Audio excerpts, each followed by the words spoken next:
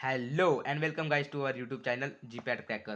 तो आज हम देखने वाले हेट्रोसाइक्लिक नेमिंग। आपको पता ही होगा कि ऑर्गेनिक केमिस्ट्री में हेट्रोसाइक्लिक नेमिंग ये बहुत इंपॉर्टेंट टॉपिक है दोस्तों। इसमें जीपैट से हर साल 2 से 3 क्वेश्चन बनते हैं। तो चलिए सिंपल ट्रिक से हम देखते हैं कि हेट्रोसाइक्लिक नेमिंग में हम हेट्रोसाइक्लिक कंपाउंड कैसे पहचाने और उस हेट्रोसाइक्लिक रिंग को कैसे नाम दें। तो चलिए देखते हैं ट्रिक। आपको हेट्रो एटम्स के लिए उनके जो वर्ड है वो आपको याद रखने पड़ेंगे। जैसे कि ऑक्सीजन के लिए ऑक्सा वर्ड है, सल्फर के लिए थिया वर्ड है, नाइट्रोजन के लिए अजा, सेलेनियम के लिए सेलेना और फॉस्फोरस के लिए फॉस्फोरा। तो अकॉर्डिंग ये सारे वर्ड आपको लाइन टू लाइन याद रखने ही पड़ेंगे। तो चलिए हम ट्रिक भी देखते हैं।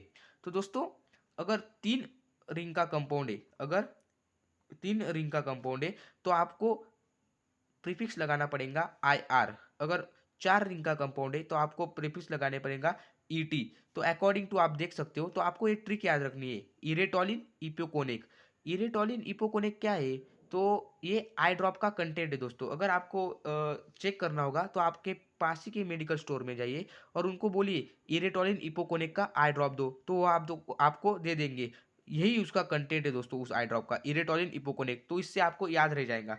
तो अकॉर्डिंग टू आप देख लेना। तो हेट्रोसाइक्लिक नेमिंग की ट्रिक क्या है तो हम देखते हैं। हेट्रोसाइक्लिक नेमिंग का बेसिक रूल है दोस्तों कि सबसे पहले उस रिंग का हेट्रो एटम, जो भी हेट्रो एटम प्रेजेंट है उस रिंग में, वो पहचानो। फिर रिंग साइज पहचानो कि 3 है या 4 है या फिर 5 है, और अकॉर्डिंग टू आप नेम दे सकते हो इस ट्रिक की मदद से। और बाद में है नेचर ऑफ रिंग, मतलब वो सैचुरेटेड है क्या अनसैचुरेटेड है। तो आपको मैं अभी एक चार्ट दिखाने वाला हूँ, अगर वो आपने लर्न कर लिया तो आपके लिए हेट्रोसाइक्लिक नेमिंग बहुत ही आसान हो जाएंगी। तो चलिए वो चार्ट देखते हैं। तो ये रहा चार्ट, आप इसका स्क्रीनशॉट ले सकते हैं। मैं आपको ये चार्ट एक्सप्लेन कर देता हूँ। अगर आपकी रिंग साइज 3 है तो आपको रूट वर्ड यूज करना है इर, जो कि मैंने आपको ट्रिक में बताया था, इरेटोलिन इपोकोनिक। ठीक है।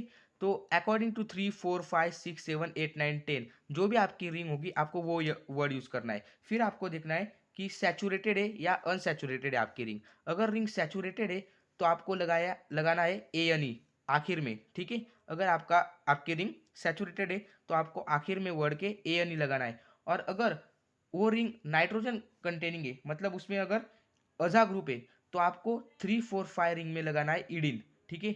और अगर अनसैचुरेटेड कंपाउंड है आपका, मतलब आपकी रिंग अनसैचुरेटेड दी है, तो आप, और 3 कंपाउंड की रिंग है तो आपको लगाना है ई एन ई। और अगर उसमें अजा ग्रुप प्रेजेंट होगा, मतलब नाइट्रोजन प्रेजेंट होगा, तो आपको लगाना है आई एन ई। और दोस्तों, एक इंपॉर्टेंट यहाँ पे बहुत बच्चे मिस्टेक कर देते हैं कि अगर आपकी रिंग 4 5 या फिर 6 कंपाउंड की है तो आपको ई लगाना है सफिक्स में। अगर आपकी रिंग 4 5 6 कंपाउंड की है और अनसैचुरेटेड है तो आपको ई लगाना है। और 7 8 9 10 कंपाउंड की है तो आपको आई एन ई लगाना है। तो चलिए एग्जाम्पल की मदद से देखते हैं, जिससे आपको और भी क्लियर होगा। तो आप इस एग्जाम्पल में दे सकते हो दोस्तों, 1 2 3 3 कंपाउंड की रिंग है और इसमें हेट्रो एटम है आपका ऑक्सीजन। ऑक्सीजन के लिए हमने क्या देखा था कि ऑक्सीजन के लिए हम रूट वर्ड यूज करते हैं ऑक्सा। ठीक है। तो हमारी ट्रिक से जाएंगे दोस्तों, ऑक्सा प्लस ये 3 कंपाउंड की रिंग है, तो 3 कंपाउंड के लिए हमने यहाँ पर क्या दिखा था, ईर, मतलब आई आर। तो ऑक्सा प्लस आई आर। और ये एक सैचुरेटेड रिंग है। सैचुरेटेड रिंग मतलब जिसमें कोई डबल बॉन्ड या फिर ट्रिपल बॉन्ड नहीं है। तो फिर सैचुरेटेड रिंग में आप हमने देखा था कि हम ए एन ई लगाते। तो ऑक्सा plus I R plus A N E is equal to आपका हो गया ऑक्सीरेन। तो इस रिंग का आपका नाम है ऑक्सीरेन। तो चलिए नेक्स्ट एग्जांपल देखते हैं। अगर इसमें ऑक्सीजन की जगह सल्फर ग्रुप प्रेजेंट है, सल्फर के लिए मैंने आपको रूट वर्ड बताया था थिया, तो इसका नाम हो जाएगा थीरेन। उसी तरह ऑक्सीटेन और ऑक्सालेन आप अकॉर्डिंग टू देख सकते हो। तो चलिए सैचुरेटेड रिंग विथ नाइट्रोजन देखते हैं, जिसके हमने अलग से ट्रिक देखी थी। तो यहाँ पर भी 3 कंपाउंड की रिंग है और आपका हेट्रो ग्रुप है नाइट्रोजन, मतलब अजा। तो हमने अजा के लिए ट्रिक क्या देखी थी, हमको सेम, अगर मैंने आपको यहाँ पर दिखाऊँ तो ये 3 कंपाउंड की रिंग है तो हम ईर तो लगाएंगे ही। ठीक है।